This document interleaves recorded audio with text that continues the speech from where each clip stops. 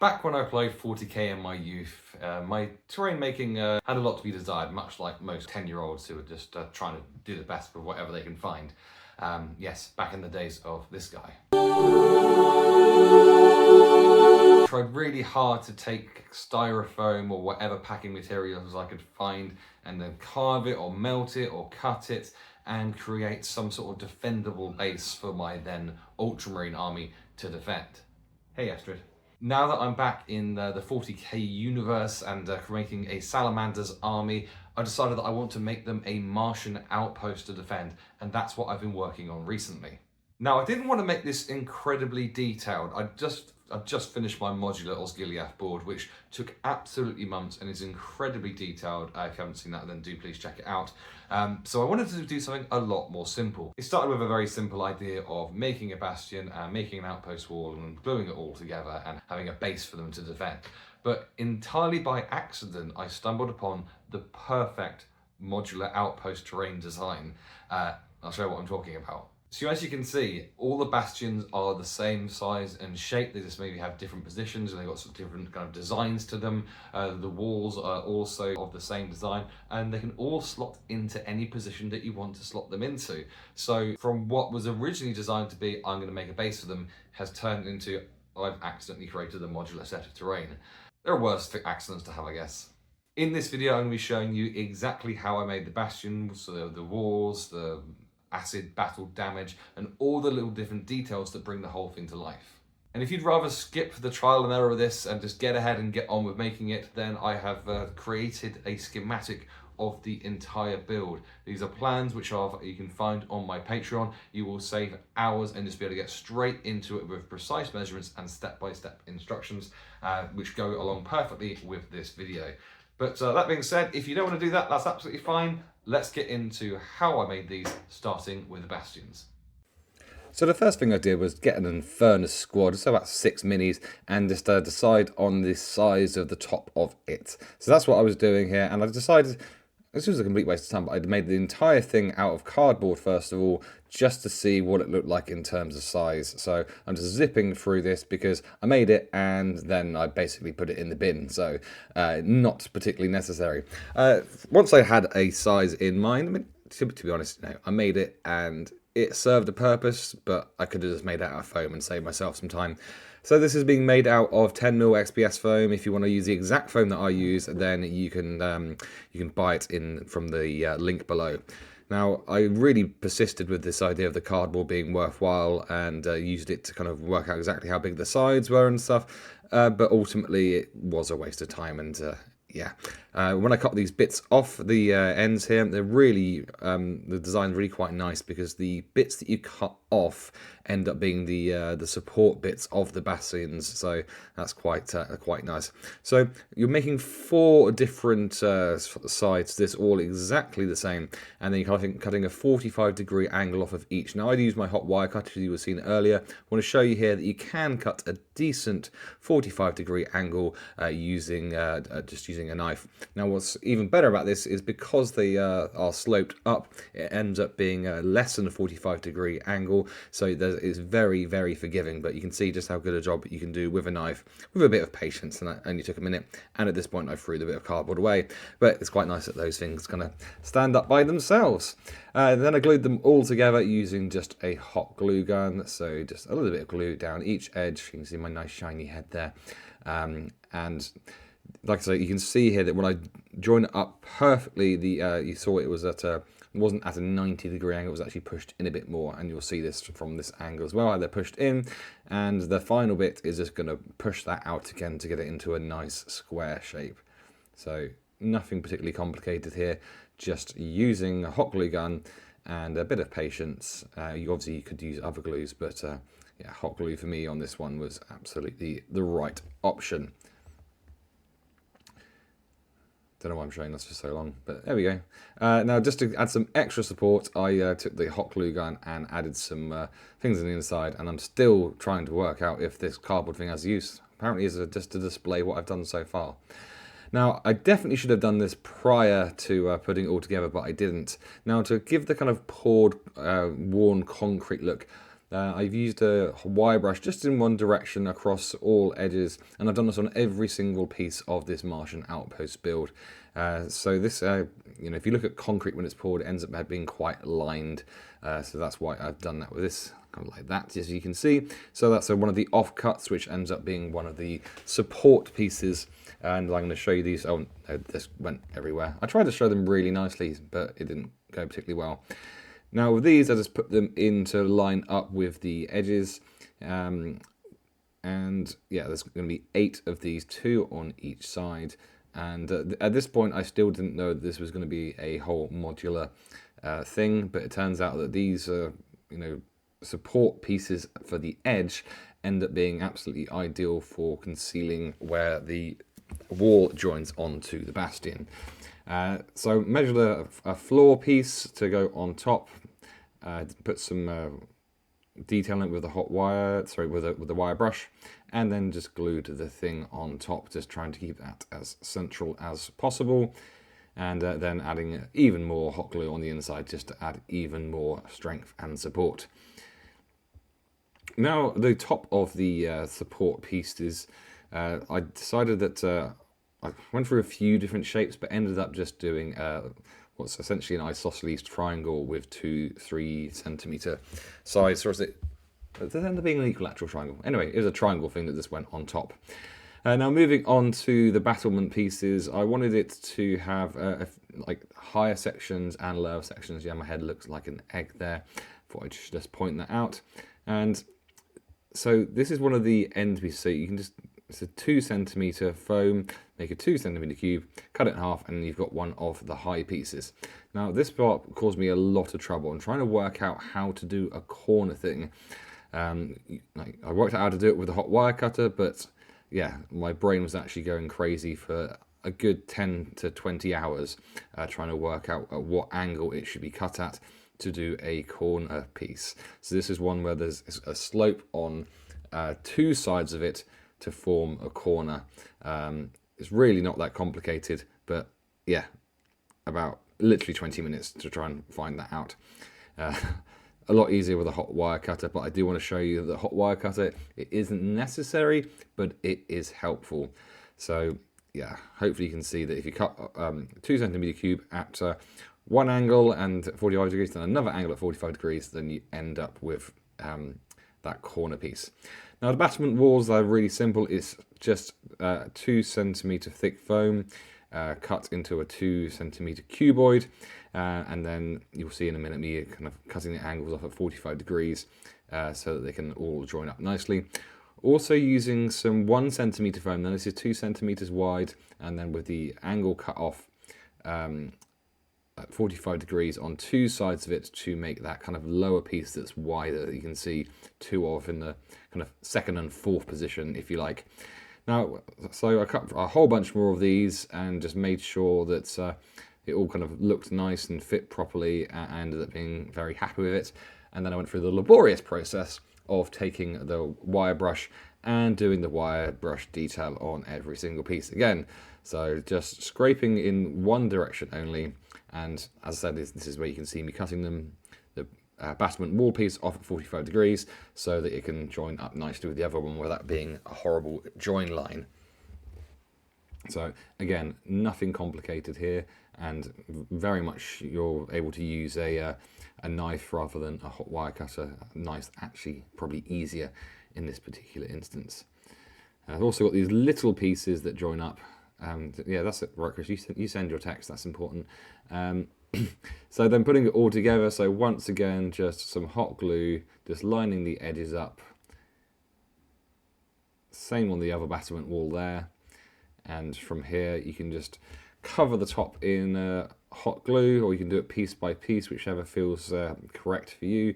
But yeah, just piece by piece, putting it all together, and you end up with a half decent looking battlement thing. Now, and you could leave it this color. I mean, I've gone for the Martian look, but there's nothing to say this couldn't be made more stony, or to have the color as kind of more grey, or it could be anything. But that's a bastion completed more or less, and there was some inaccuracies in my cutting, so I'm just kind of neatening the final pieces up just by running the knife over, and that's what a corner bastion ended up looking like. Now the outpost wall is nice and simple, I think, much simpler than the bastion. So cutting you need a couple of sides, you need a top, you need some support pieces, and then you need the battlements on the top.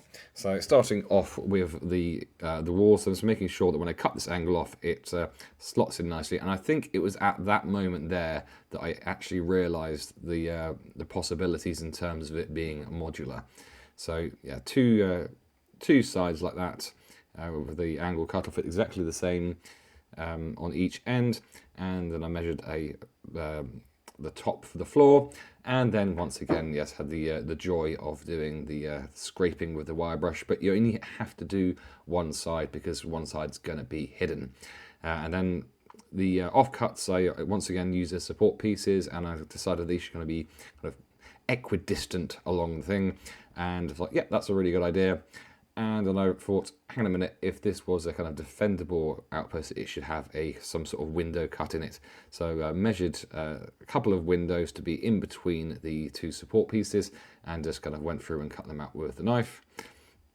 And then on to making the battlement. So ripping that through the hot wire cutter, and then using rather than using a ruler, just using the piece that I've made as a guide for how big the battlement wall should be. So, and also kind of using, so I originally planned to have two of them, and I realised that I only wanted one at the front, and just kind of making sure this all fits, and nope, I made that one a little bit too big, so I had to go and trim it down. And then I decided there was only going to be one battlement wall rather than two, because I thought you only really need one at the front. Now this is just a very arty shot of me just sliding that through. Look at that, look how satisfying that is to put through at 45 degrees and just separate like that. Isn't that wonderful? Now, just to add a bit of extra spice, I used the minigun that I had spare for my Redemptor Dreadnought. That's right, Chris, send your text.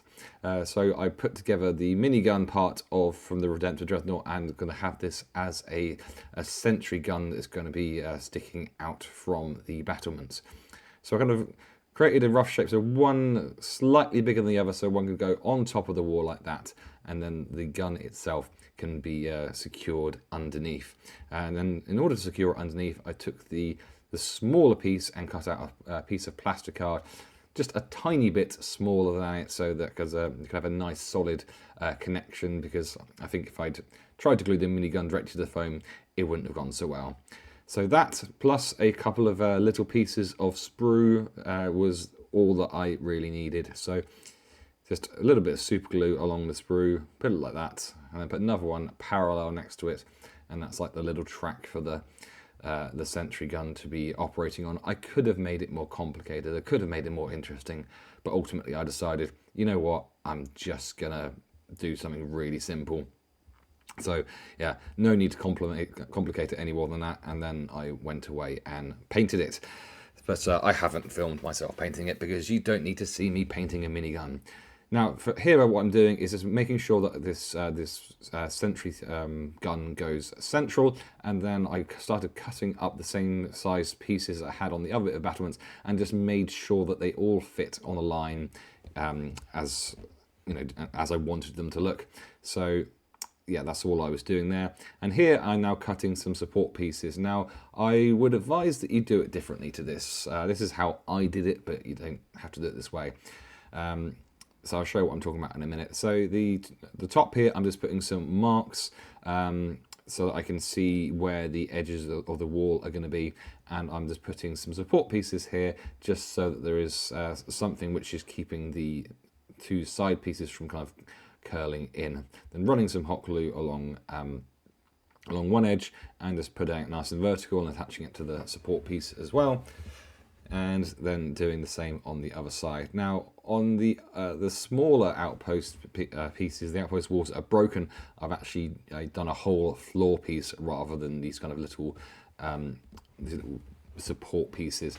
So the support pieces work absolutely fine, but I reckon that a full piece covering the whole floor is probably a better option. But you know, whatever you're fancying, depends on how much foam you've got. But you know, either way, it worked fine. And then from here, just putting the battlement pieces together. So starting by placing the battlement wall on top, Then I've got a central mark on that and a central mark on the this kind of sentry support piece, and just making sure that lines up fine. And I've got all my pieces ready, so I can just lay down a hot glue piece, and then realize one piece is the wrong size, and then cutting a new one, and then gluing the same on the other side. And that is basically it in a pretty good complete state. All I had to do from here in terms of the foam construction is just add the final piece underneath here for the sentry gun to attach to a little bit later on.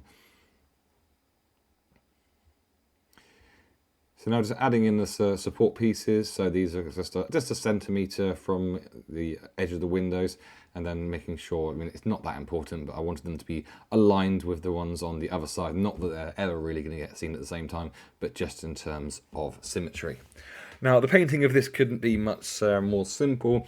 I went through some trial and error with this, but ultimately I didn't bother priming it. All I did was chuck on this bright orange paint, knowing that the black foam would suck the colour out of it and just dull it down a bit. So I didn't want it to be fully bright orange. I wanted it to be a little bit more dull. Now, this is a trial and error thing. Now, I wouldn't advise that you do this. I mean, you can see what it ends up looking like. I dry brushed it in white afterwards, and then I more or less instantly decided that I didn't like that colour at all. So I just slapped on another coat of orange over the whole thing. So if you want to have them look like mine, just go with the 2 coats of orange. Now, to add some more details, let's make it look a little bit worn and stuff. I've got some yellow paint, bright yellow paint, and I'm just stippling on different places, kind of concentrating more on the edges. And you'll see there are some patches that look ridiculously bright, but fear not, it will all kind of get toned down as it dries. You can always do other things to it as well to change the colour. Now, to add the sentry on, I've painted it now, and all it is just a little bit of super glue in between the sprues and on the kind of the little bit of sticking out a little nub where it attaches to the dreadnought originally, and I just stuck that between the 2 bits of sprue, and then I've just glued the entire thing to the outpost wall here, and that is the outpost wall finish. You'll see it's got lots of different bits of damage and stuff on it, and we'll get into how to do that just about now. So in my head, I wanted to do some acid damage because I feel like, you know, you've got Tyranids shooting horrible weapons and stuff. So I made another couple of bastions, not being too fussy about the fact that you know, there was gaps and stuff. And then I've taken acetone, which you may know better as nail polish remover. Now, I very much accidentally found out how horrifically this melts foam. So all I'm doing is I've taken a child's cowpole syringe. If you're a parent, you know all about that. And just dripping it and pushing it into the foam. What it does, you can see it actually melts it, or almost turns it into a liquid, which later on then dries. So it creates this genuinely melted look because it has literally melted it. And I really love the like how it ends up looking. So then I kind of hacked it up with a knife, and then put some more acetone in. I'm literally using like 5 ml of this at a time. That's how much you can get into this syringe. So really don't need a lot of it to create a really good look. So kind of pushing it into the areas in which I'm cut so it gets an opportunity to go a bit deeper. And just having some fun and being creative with it, and just seeing what sort of effects I can create. So gouging a hole there and then pushing a lot of acetone there so it can really just get in there and start dripping down through and destroying the whole thing. So, you know, I just left it for a while to see what that would end up looking like. Now, it did kind of slightly destroy the structural integrity of the floor, so I decided just to kind of create a bit more stability, I should just glue a little bit of cardboard in there just to keep it a bit more solid, because I had a plan of what I wanted to do with the top bit. Yep, keep texting, Chris. Unbelievable how much I'm on my phone. Now, I did the battlements again, but I did these kind of with kind of slightly carved up pieces, so it looked a little bit crappy. Now, in terms of the painting, we're doing exactly the same thing. So starting with I have 2 coats of orange and then stippling it all over with the yellow. And now it's time to have some fun and really make the bastions look like they are battle damaged. So I took some green Vallejo paint and just with a perpendicular brush, just went across and started picking out all of the kind of damaged, acid burnt detail, and I really liked how that ended up looking. But to make it look even more like something's going on, I then took my hot glue gun and all of the gaps I started filling in with hot glue. So using hot glue as a decoration rather than an adhesive. Now I think it's really useful to have a bit of foam on standby so that you can just wipe the end of the glue gun off rather than having too many stringy bits. If you're using a glue gun, you're going to have stringy bits, but you can kind of minimize that a little bit if you have something to wipe the nozzle off as you're going along. So filling in all of these cracks and things with where I think that this venomy, acidy thing might have been shot or be leaking down.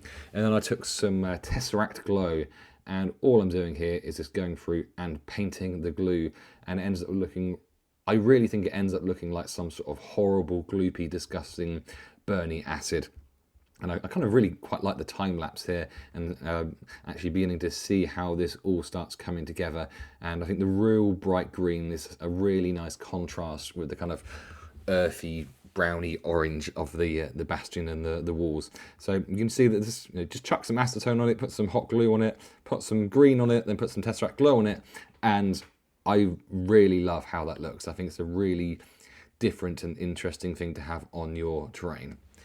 Now, the other thing I wanted to do is to have sections that maybe have just, their structural integrity has been compromised by some sort of weapon or damage or whatever. So once again, starting with a freshly made bastion, just kind of carving in completely randomly and then just beginning to just snap bits off, trying to make the, trying to randomize it as much as possible. It's really easy to get caught in the idea of lines being parallel, because that's what our brains kind of like. So just trying not to think when you're beginning to cut things up.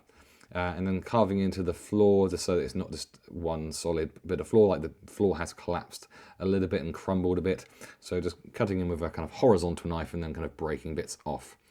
Now, one thing that's really helpful to do if you're going to be having a collapsed section is to save yourself some time by just finding an old chunk of foam and just making that what you glue your pieces against. So this is what I'm doing here. I'm just cutting a couple of pieces to fit within the inside of this, because I could have not so much there, but then if I didn't have so much, then I have to think about what the inside of the outpost bastion looks like. And as I said earlier, I wanted this to be quick, I wanted these to be pretty simple, so why not just have it so that you can't see the inside? So this is what I did. So big old chunk of foam that's going to glue inside, and then from here what's going to happen is the bits that we've cut off, we are going to glue against this so that we have a whole section that looks like it's collapsed in.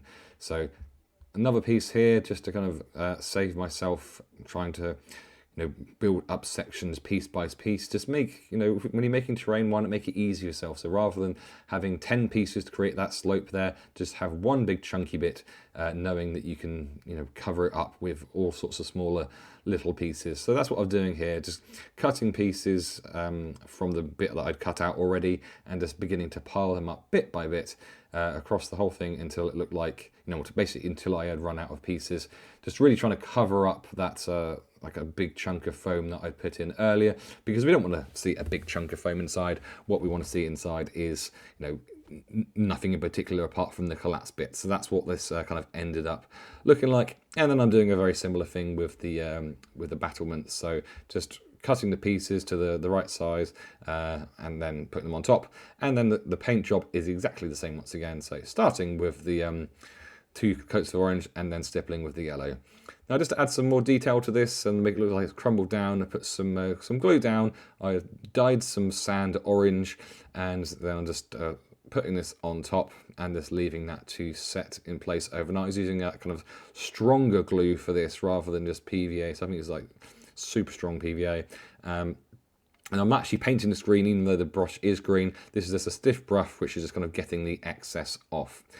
Now, to make it more close to the colour that it should be, I then used some kind of creamy beige on this just to add a bit of variety to the sand, because the red sand just looked a little bit too red, and I wanted the whole thing to look a bit closer to what I feel like it should look like. And I still wasn't quite happy with that, so then I took some orange contrast paint and then just started putting it in different places within it, just to, again, add some variety within the colour, just so it looked like closer to how I wanted it to look. And whilst I'm not 100% happy with how it ended up looking, I'm pretty happy with it, so I think it's all right, really. Now, the idea of this, like I said, is like the Tyranids attacking, so we've got a von Rheinsleeper, and I imagine that they would love to climb up the side of this building, and all sorts of stuff have been going on. So I've got a small file here, and I'm just prodding it in various places to create kind of bullet holes from previous battles, and all I'm doing is just scraping down the foam with the file to create what looks like, hopefully, claw marks. So kind of pushing a little bit harder at first and then less pressure later on, so that it kind of goes as if the original impact of the claw is huge, and then it kind of scrapes down a little bit. Now we used a cotton bud and some acetone here to try and add some kind of like burn marks to the side of the things. I was hoping that it would really look kind of like it'd been hit and melted a bit. But to be honest, it didn't work particularly well, so I kind of abandoned it quite quickly. But if you want to be a little bit more accurate with where you're placing your acid damage, then you can just go with a cotton bud rather than the syringe type thing. Now, to make it look like there's some real burning going on, just get some black paint and dry brush, and then working out from the center of that, you can make it look like it's kind of scorched as it's hit. You can just see it starting to develop as I'm going through it here. So anyway, we wanted to add some scorch damage, just very simple black dry brush. I think it ends up just such a simple thing that takes seconds, and I really think it adds that little bit of extra detail that makes it look like we want it to look like. So yeah, there's some battle damage. So you've got scrapes, you've got cracks, you've got acid damage, and you've got the burn marks as well.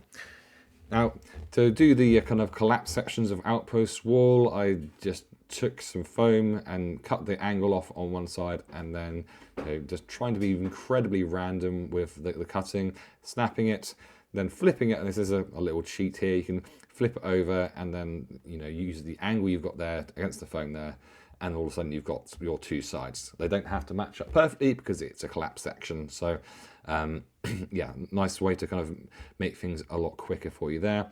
And obviously keeping the little bits that you cut off, because they are going to be used later. Another thing you can do is just smack it with a ruler and then snap it, and well, hey, you have got another outpost wall bit.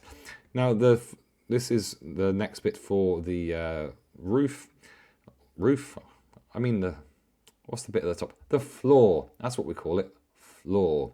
So obviously using the bits we cut off to get a rough size. It does not have to be perfect, because it is going to be collapsed and we can carve into it and do whatever. You want one side to be nice and straight, the other doesn't matter so much. And I managed to get the size wrong, so I had to trim it down. But yes, all well and well. Now this foam's great because you can just score a line in it and then just snap it, and it kind of pretty much snaps along that line. So where you're going with slightly inaccurate cuts maybe, doesn't matter so much. And once again, we have the joy of scraping it with the wire brush to make it all look right. But it's worth doing, I think. So that in essence is one kind of collapse section mostly done. It's just a four-sided thing where one angle has to be correct. Other than that, it's not very much effort whatsoever. And then chucking some battlements on top. Again, very much like we did earlier, just getting like the right pieces. And again, doing the same thing where we're packing out the inside of it with just old chunks of foam, so that we can save time and save materials by just reusing old stuff and whatever. And from here, very much the same thing, just chucking on some acetone in various places so that it melts it. Now, if you want to do acid damage, what I've found is that if it's been painted already, then the paint does protect the foam to a degree from the acetone. So if you want it to look pretty well damaged, then do the acid damage before painting it. I tried to do it afterwards on a couple of them, and it didn't have the desired effect. Also, you can just carve into it rather than doing the acid damage. So you know, on this, what I'm showing you now, I'm doing two kind of collapse sections. One is more acid damage and one's more, oh my god, it's collapsed. I mean, both have got a little bit of acid damage on them, but you know, the idea is I wanted to show you one of one and one of the other. So that is what we're doing here, and then once again just piling up the pieces we've used to make it look like the section has collapsed. Nothing difficult or particularly interesting there. And then, yeah, you guessed it, more acetone on there. I haven't really mentioned this so far, but it is important to be careful with this. It is a chemical. You don't want to be breathing in too much of it, and you don't want to be getting it in your eyes. So be careful, and if you're a child, then don't do it. Get an adult to do it. And once again, exactly the same method in terms of painting. 2 coats of orange and then stippling with the yellow.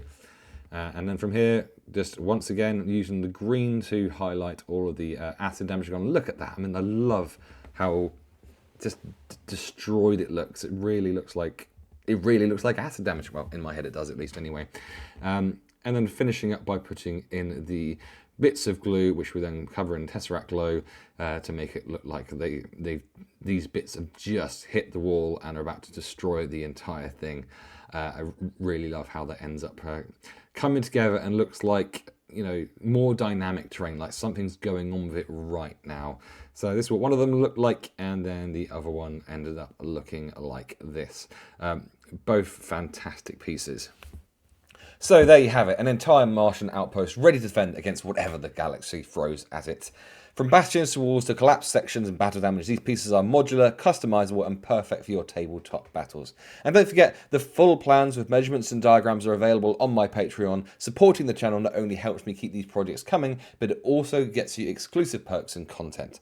Thanks so much for watching, and I'll catch you for another video soon.